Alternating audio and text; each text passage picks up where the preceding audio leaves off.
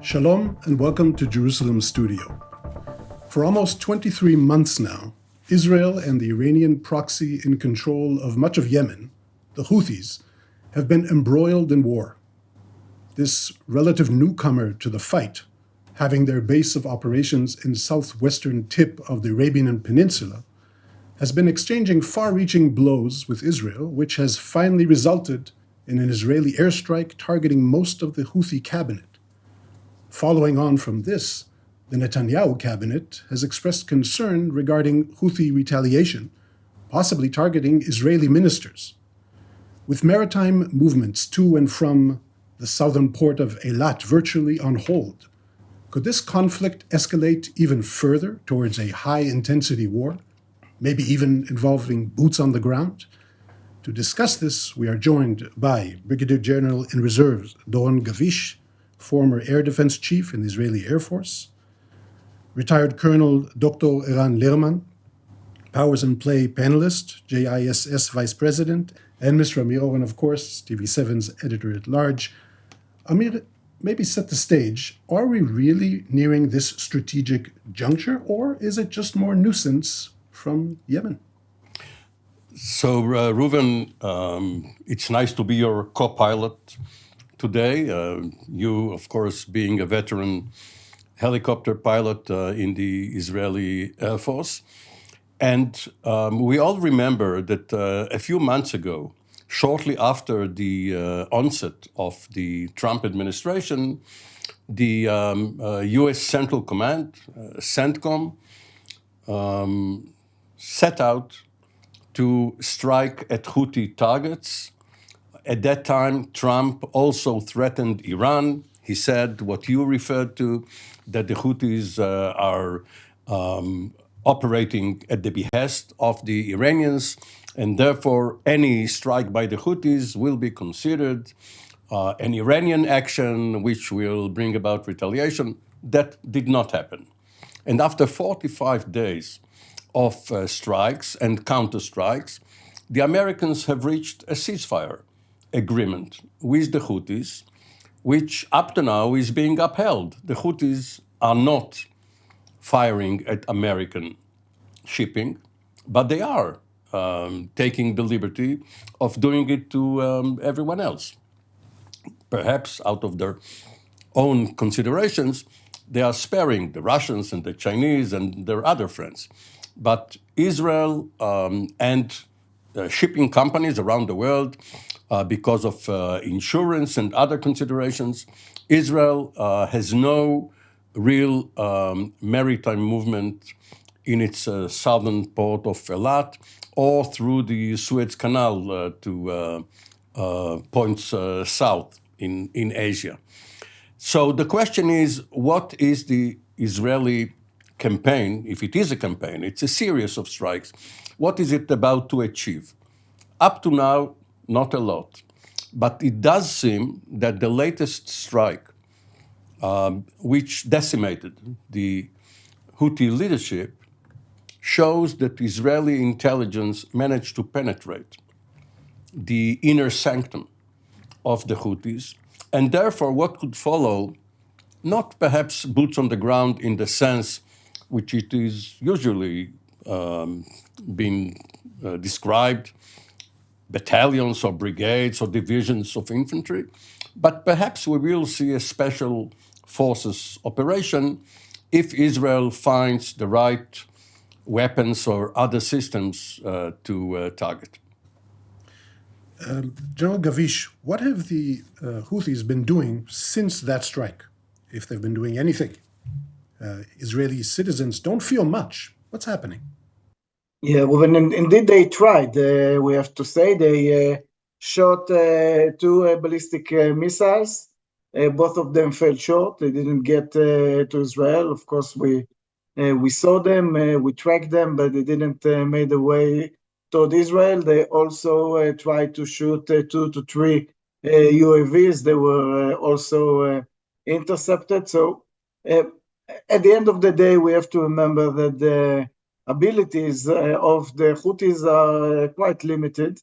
And although they were saying a lot, and they do have this tendency to come out with pomposity statements, but not too much behind it.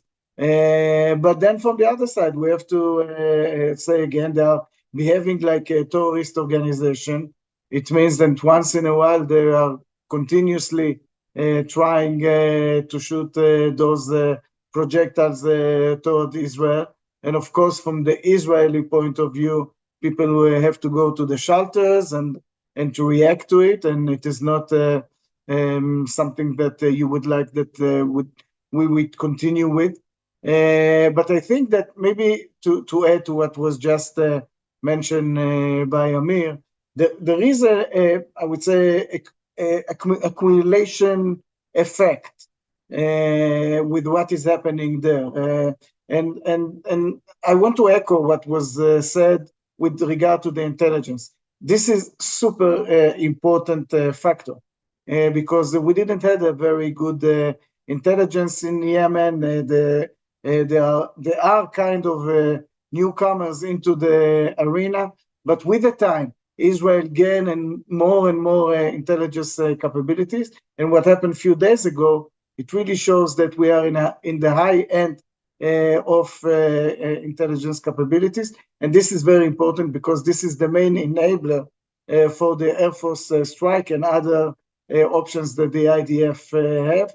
And so we are seeing the Israeli Air Force striking their infrastructure, starting their command, starting their control, and of course now leaders. And I believe that with the time, it might make its effect, i.e. what happened in Hezbollah and other places. I believe that there would be in the point the Houthis that they will understand that the price is very high. And I believe that if we would continue like this, at one point they would decide that it is for their interest to stop striking Israel, or attacking Israel, I should say. Dr. Lerman, this is exactly a good point to the next question. What should be Israel's objective? Victory, again, this problematic word. Capitulation by the Houthis, this proxy of Iran, that are fulfilling their mission by Iran, eliminating threats towards Israel. What should we expect? Well, clearly, this is not a war that we can conduct, even in the parameters that we conducted the war against Iran, insofar as we're looking at a terrorist organization in control of part of Yemen, capable of tolerating a very high level of pain in terms of deprivation. There's a war going on there, on and off, for years and years now, and we've added a layer of damage to their capabilities, but it is not quite what we have been able to do in the case of Iran. I agree that with what Amir and Ron have said, in the sense that the effective strike against the leadership, national command structure that happened to coincide also with the civilian cabinet, so-called civilian cabinet, is an indication that our intelligence is improving. But we cannot speak about a victory in the sense of Israel, by its own means, bringing about the collapse of the Houthi regime. What we can do, and here I think is that's the important point of inflection. We can generate a situation where they are weakened enough for their enemies in Yemen to feel empowered once again to challenge them effectively. And this, of course, will also require the Saudis and the Emiratis, who support different factions within the opposition camp in Yemen, to first of all put their act together, which I think is one of the reasons the Houthis have survived so far, has been the manner in which the Saudis and the Emiratis differ on whom to support and how to do it. and to take the risks involved in the resumption of warfare, because the Saudis and the Emiratis have been targeted by Houthi missiles. But once they make the decision that the time has come to rid themselves effectively of this pro-Iranian danger on the Arabian Peninsula, that's when I believe when the Houthi regime will actually face an effective danger. In other words, this is not Israel standing alone. It can only be effective if we stand together with a regional coalition. Amir, let's play devil's advocate for a second. Could it be that this is a game rigged by Iran and it's being played exactly like the masterminds in Tehran want? Well, the Iranians are not 10 feet tall. They have undergone a devastating experience while not being obliterated, as Trump likes to say. They have suffered quite a heavy blow in June, and they are not in a position to mastermind, to orchestrate all of these proxies. The main effort for them right now is to have Hezbollah survive in Lebanon. And perhaps they have something else going on in Iraq. The Houthis are quite independent. Of course, they are being helped by Iran, but they are by nature very obstinate. They do not relent, and as Dr. Lerman mentioned, they have been fighting this war in one form or another since the early 60s, when there was still a royal regime in Yemen, which they tried to subvert, and then they changed sides. So many tribes and ideologies and religions. But what Israel has done to their cabinet was not good enough, in the sense that their number one, Maliki, survived. He wasn't there. And if you kill number 2 and 4 and 6, it doesn't really matter. There will be replacements. Now, if he's found and targeted, the way Nasrallah and Sinwar and Hania and many others have been, and this Israel has threatened even Khamenei, then that could have some effect. But the most important challenge is to see what happens once there is ceasefire in Gaza. Because the Houthis have always declared that they are helping their brethren, the Palestinians. They started their attacks on Israel on October the 18th, 2023, 11 days after the Hamas horrific massacre. And during the 2 ceasefires, which Israel had with Hamas in November of 23, and then January, February of this year, they did not strike at Israel. So if it's a face-saving measure, once there is an agreement with Hamas, they will probably hold their fire. It doesn't solve the Eilat problem. Mm-hmm.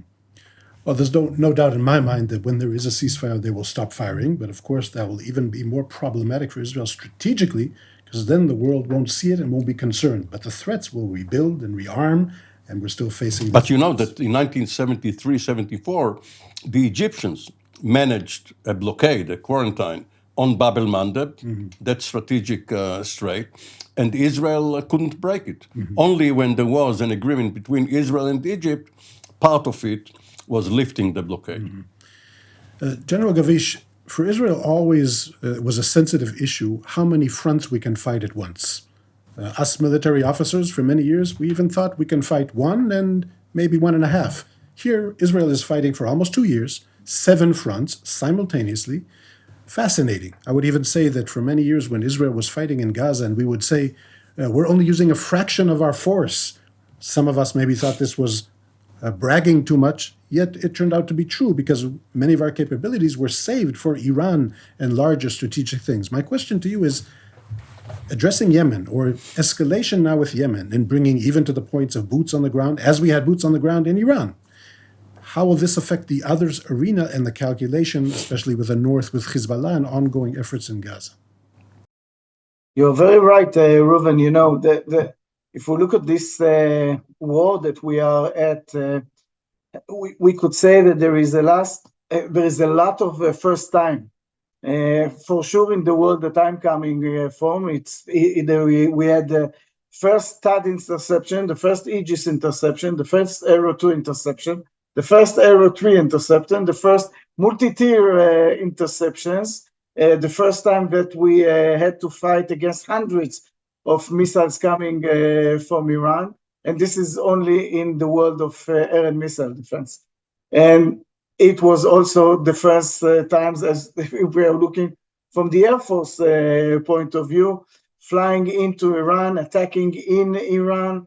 It was something that was done for sure in this magnitude for the first time. And I would say not only for the first time in Israel, both in offense and defense, also some of it is the first time in the history of warfare.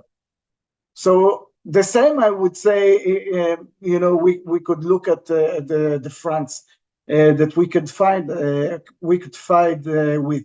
You're right that the planning before was to fight two fronts in the same time, plus minus, but not much more than that. The situation brought us to the point that we don't have any other options. And probably the way that Israel is doing it, this is the probably the more pragmatic one. We could look at it like an equalizer.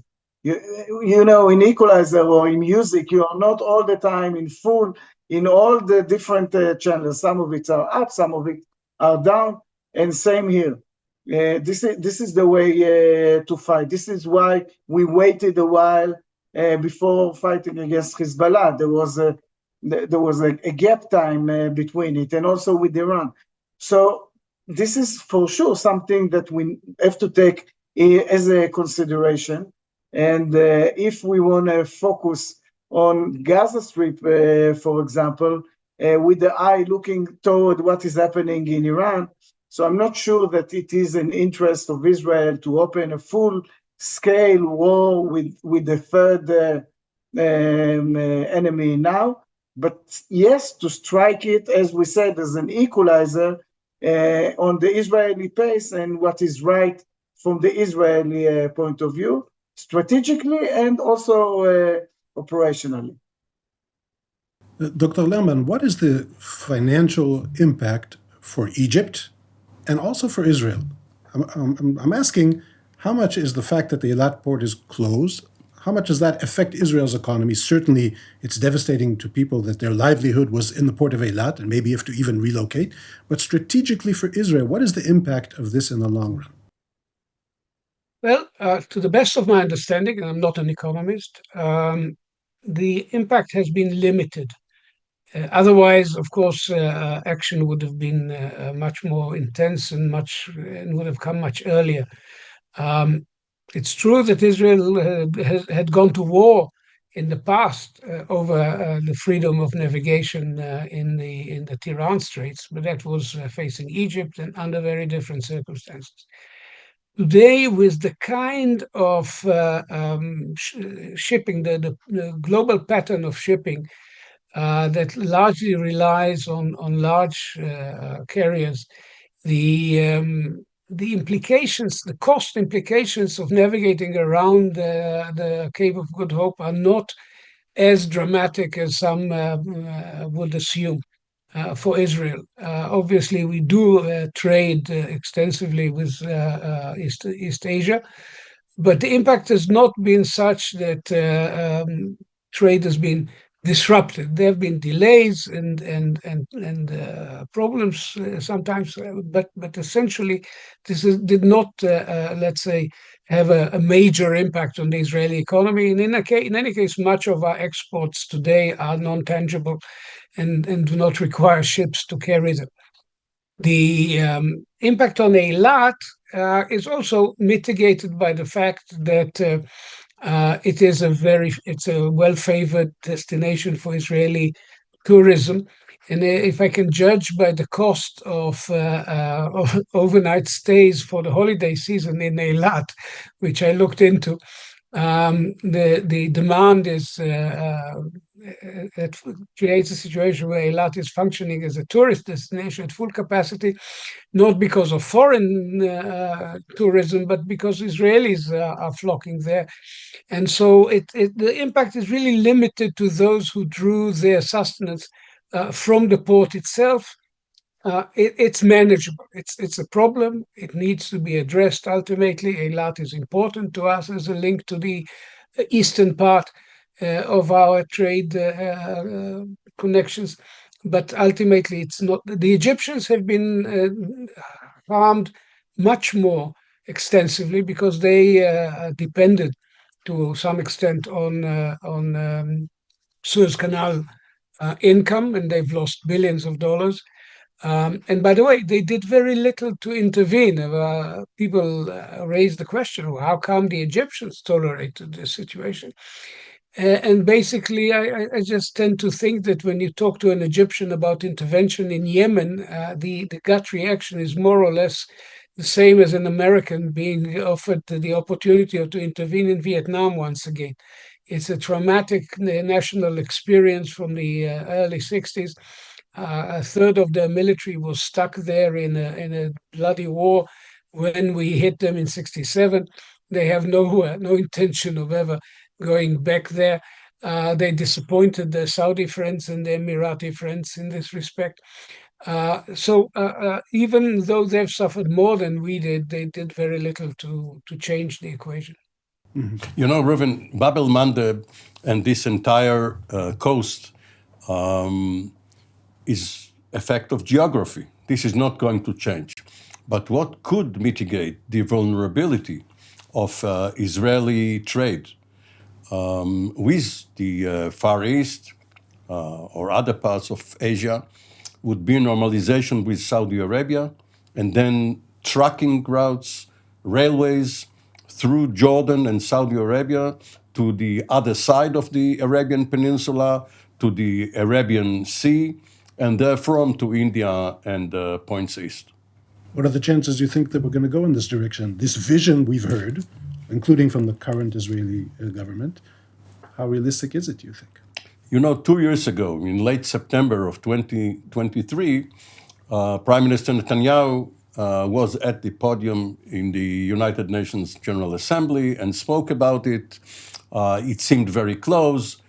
He declared that the Palestinians will not have a veto over this process. Well, apparently they did.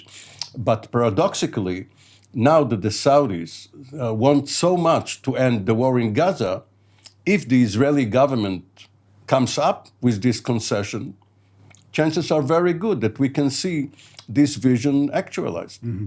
Well, so far, I think in this panel, we're analyzing and understanding the situation, not really giving a clear prediction to the main question here. Are we going forward? Are we escalating? Boots on the ground?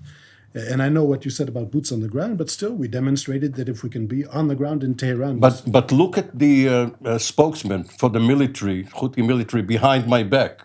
He's wearing desert fatigues. We have to train for the desert. For a long time after we had peace with Egypt, all we trained for was Lebanon, mountains, forests, Syria, maybe deserts again. General Gavish and Dr. Lerman, you have a minute each. Where do the Americans fit in here, assuming we are going forward with this escalation? Are they with us? Is the international community with us? What do you see as far as coalition, standing by Israel, thwarting threats? Starting with you, General Gavish. I think this is a key question, because it is not only if they are going to be part of it, it is influencing what are we going to do with regards to it. I mean, is it only Israeli interest? The answer is no, because what the Houthis are doing is influencing the whole region for sure Europe. So this is an international, I would say, challenge. And it is the need of Israel, and maybe we should be better on that, really to come out and to try to explain and to make sure that everyone sees it as a global challenge. Of course, the United States would have to be the one who leads those efforts against the Houthis. And we have to remember that efforts are not only military, there are also other optional efforts with regard to Iran, with regard to the relations between Iran and the Houthis, and is it part of the agreement, yes or no? So there is a lot of things to do in order to press the Houthis. The international community is a key player, and United States, of course, and it is for the Israeli interest that we won't be the only one who's fighting the Houthis. It would be an international effort. Mm-hmm. Dr. Lerman? Very quickly, I've heard an opinion that the U.S. Navy is looking to retrieve the position that it seemed to have lost when the previous effort against the Houthis was brought to an end. That was an inglorious end to an essentially naval campaign. And given that the Navy is the most expensive part of the US military, I think they may be itching to prove that this is their investment in their capability can still bear fruit. Interesting point, by the way, to point out, even though I'm a pilot and we see a lot of Air Force in the news, the Israeli Navy showed amazing success during this campaign. We understand the strategic importance of these naval assets. We always downplayed it in Israel. This is all the time we have. Thank you for shedding light on this important topic. I'd like to thank Mr. Oren, General Gavish, Dr. Lerman. I would also like to thank the viewers at home. Thank you for being with us. Shalom from Jerusalem.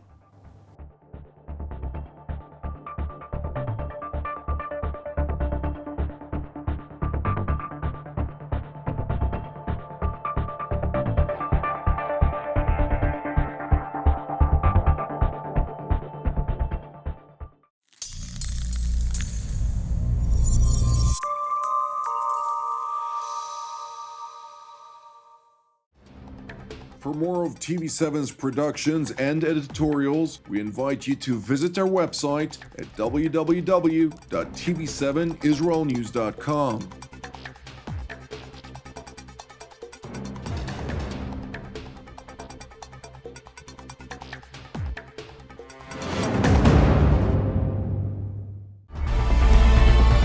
Jerusalem Studio, now available on Spotify.